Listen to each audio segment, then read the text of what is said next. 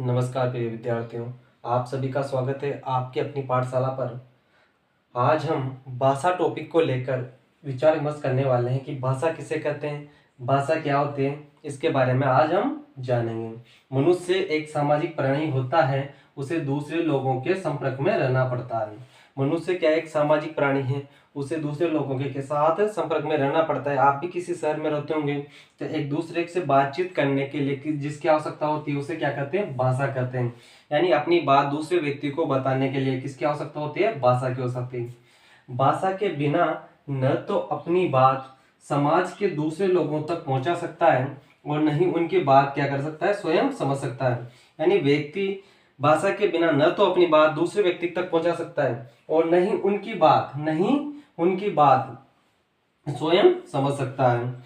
इस प्रकार हम देखते हैं कि भाषा मन के भावों एवं विचारों को प्रकट करने, यानी भाषा क्या है, मन एवं विचारों के भावों को प्रकट करने और समझने में एक दूसरे की क्या करती है, भूमिका निभाती या मदद करती है।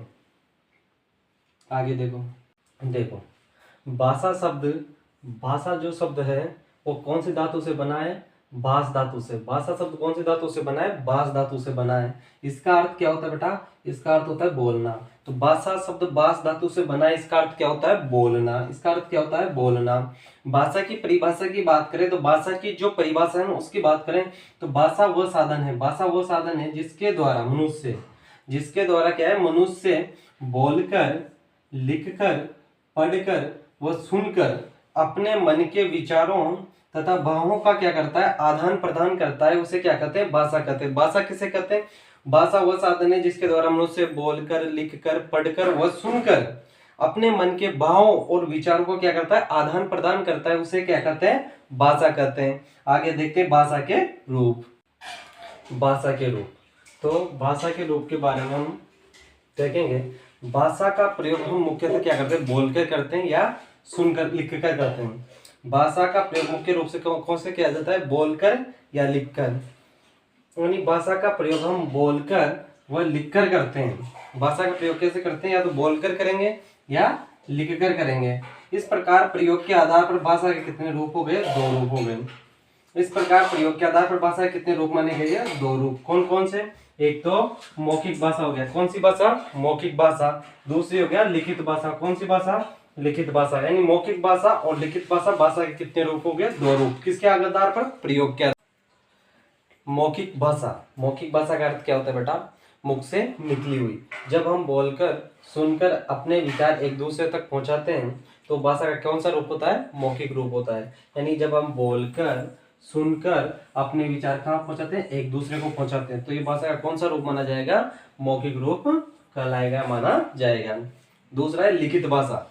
लिखित भाषा का अर्थ क्या होता है, लिखा हुआ। लिखित भाषा का अर्थ क्या होता है, लिखा हुआ। जब मनुष्य अपने मन के भावों को पढ़कर व लिखकर व्यक्त करता है, यानी जब मनुष्य अपने मन के भावों को लिखकर और पढ़कर व्यक्त करता है तो भाषा का कौन सा रूप कहलाएगा, लिखित रूप कहलाएगा। लिखित रूप किसे कहते हैं, जो लिखा हुआ होता है। जब मनुष्य अपने मन के भावों को पढ़कर वो लिखकर व्यक्त करता है तो उसे भाषा का कौन सा रूप कहा जाएगा, लिखित रूप। मातृभाषा।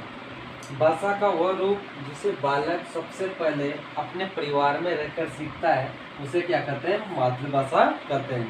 यानी भाषा का वह रूप जिसे बालक सबसे पहले कहाँ सीखेगा, अपने परिवार में रहकर सीखेगा। कहाँ सीखेगा, अपने परिवार में रहकर सीखेगा। उसे क्या कहते हैं, मातृभाषा।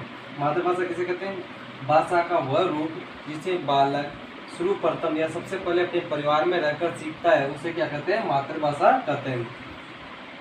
हिंदी भाषा की राजभाषा के रूप में मान्यता।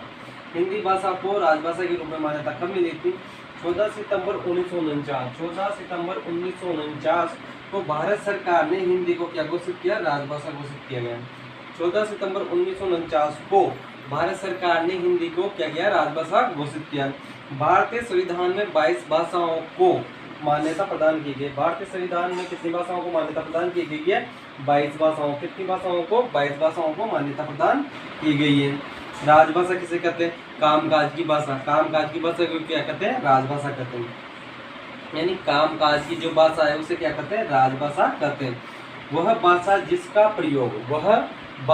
जिसका प्रयोग देश के कार्यालयों में कामकाज के लिए, किसके लिए? कामकाज के लिए प्रयोग में किया जाता है, उसे क्या करते हैं? राजभाषा कहते हैं। यानी राजभाषा यानी कामकाज की भाषा को क्या कहते हैं? राजभाषा कहते हैं। वह भाषा जिसका प्रयोग देश के कार्यालयों में कामकाज के लिए किया जाता है उसे क्या कहते हैं? राजभाषा कहते हैं। लिपि किसे कहते हैं? लिपि के बारे में देखेंगे। लिपि की परिभाषा क्या होती है?